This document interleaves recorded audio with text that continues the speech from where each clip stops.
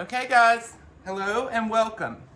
Okay, so today is going to be more or less like thinking about the season we're going to be moving into, and maybe even touching on the season that we're actually in currently. Like people would claim it would be, if it would be within the Abrahamic religion, you have different holidays happening, and the pagans you have the Yuletide, and so what is the true meaning for it? So what I did earlier, I went ahead and I started diving into the Akashic records. I have been having some really crazy fucking dreams lately.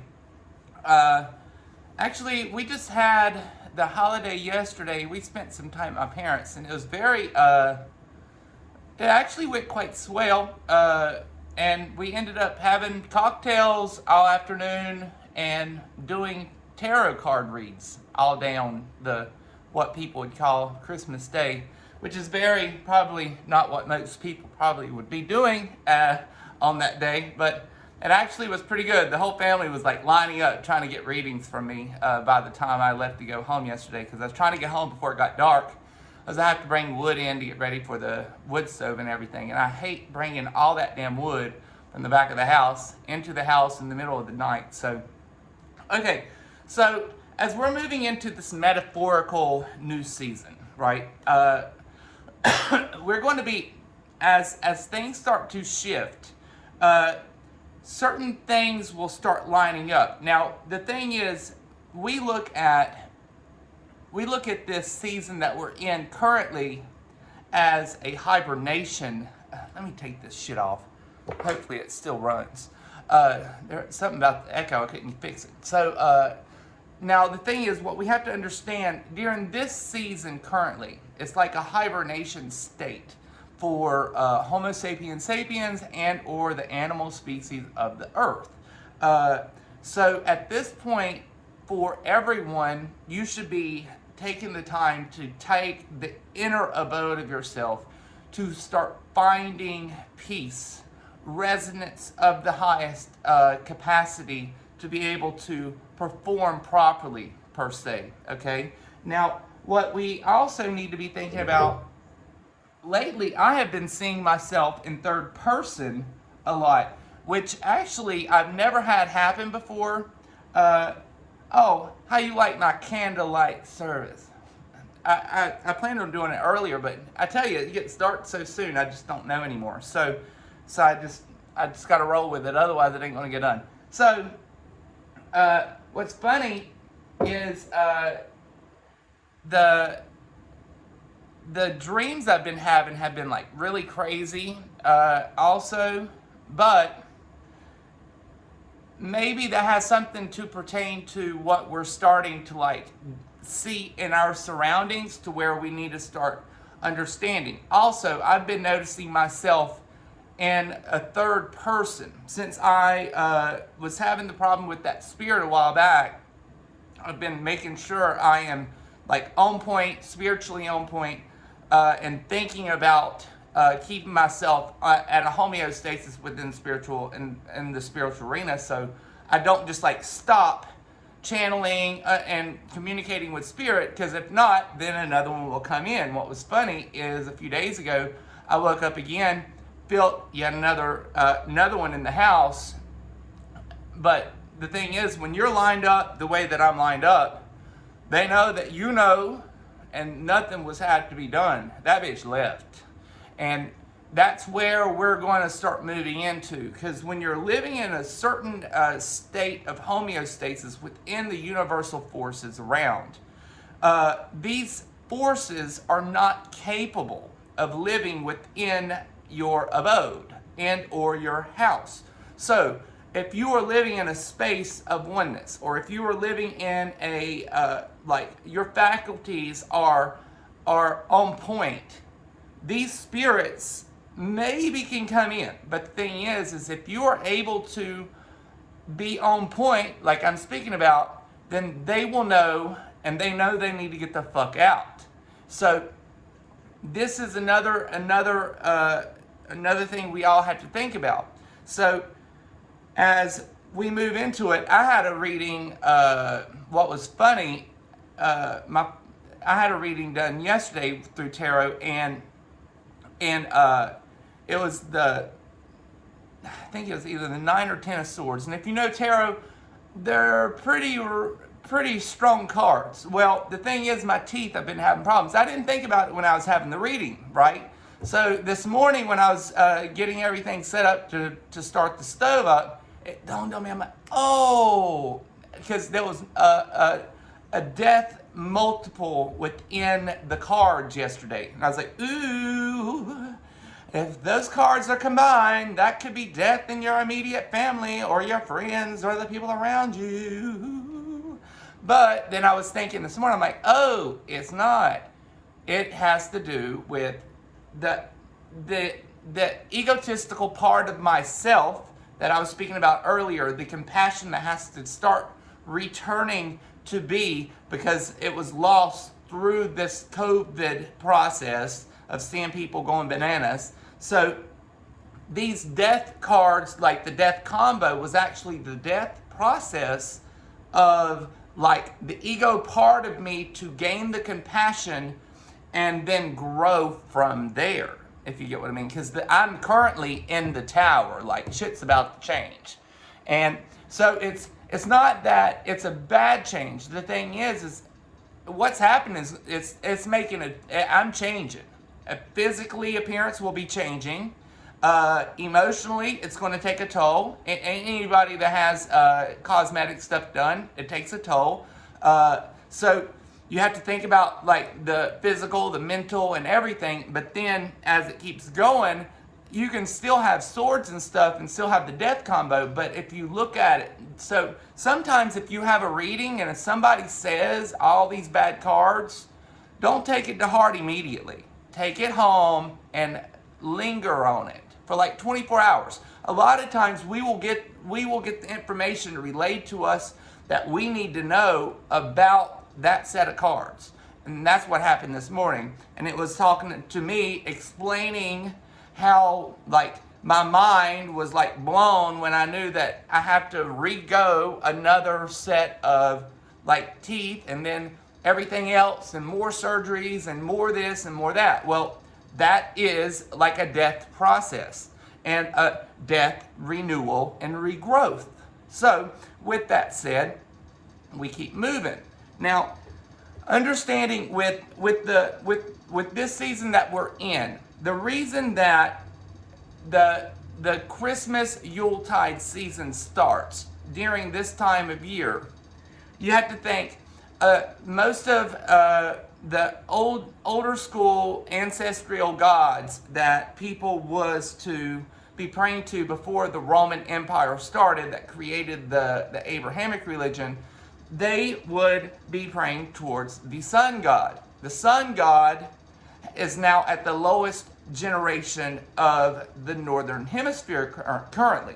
So what they do is they light the candles, they do the greenery, and that is in symbology for the darkest time of the year to bring back the sun god as a blessing to their family.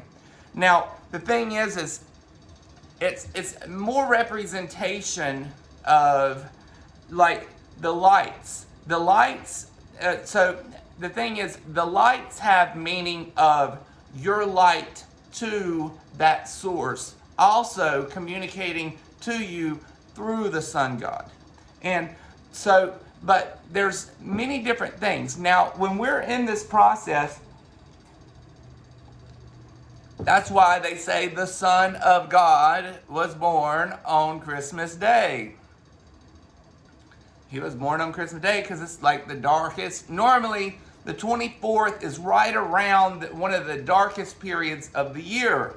So if it's the darkest period of the year, the very next day, the sun will start returning. And that's why they say he was born on Christmas Day, because normally that's one of the darkest days of the year. And the sun starts returning from that point forward. Now, with that said, when we look at certain things during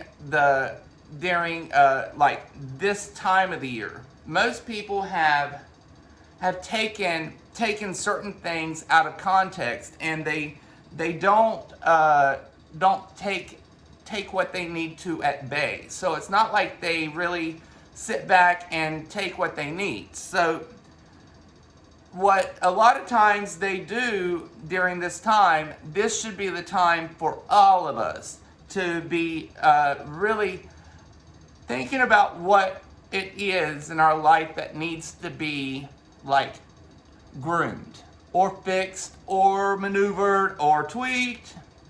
And then as the new year is started, then we will start this new process of rejuvenation, growth, and renewal. So with that said, now a lot of times when I start the breaking things down, I normally do it during the new year, and that is for that same purpose. So it's like a mental clearing, a physical clearing, and then it moves me forward into the new year with certain principles at bay. Now, if you have been noticing, now I'm going to tell you a story about myself. So within the last few weeks, I told you guys that I've been really working and trying to get everything on point. Well, it's to the point now. I was speaking to a friend earlier, and he was trying to explain the symbology of what I've been seeing, because I've never seen me per se in third person, right? Astral threads and stuff like that, I've seen myself third person, but I've never seen my third person when I'm thinking or just instantly, and then thinking about it outside of myself per se.